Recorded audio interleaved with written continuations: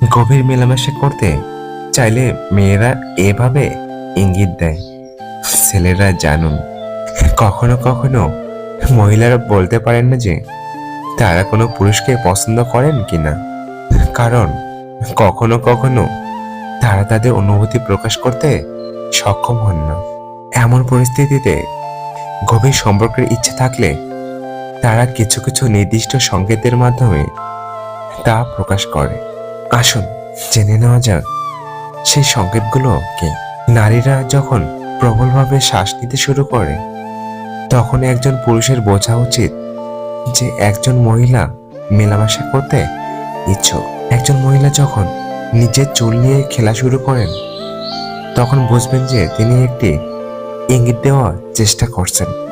যদি একজন মহিলা ক্রমাগত আপনার চোখের দিকে তাকিয়ে হাসেন বা তার চুল নিয়ে খেলতে থাকেন, তবে তার অর্থ হলো তিনি আপনাকে পছন্দ করেন এবং আপনার সঙ্গে সম্পর্ক করতে চান।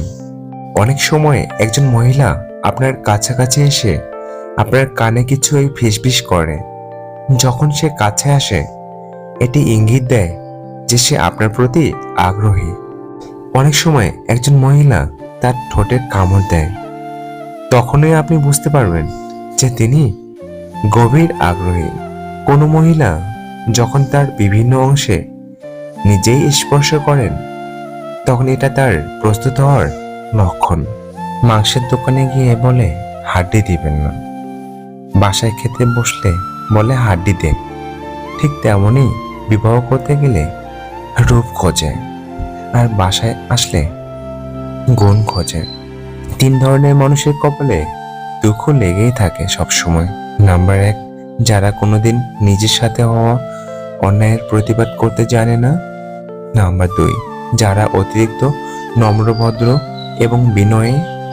নাম্বার 3, যারা সবসময় অন্যের কষ্ট পাবে ভেবে কখনো কাউকে না বলতে পারে না।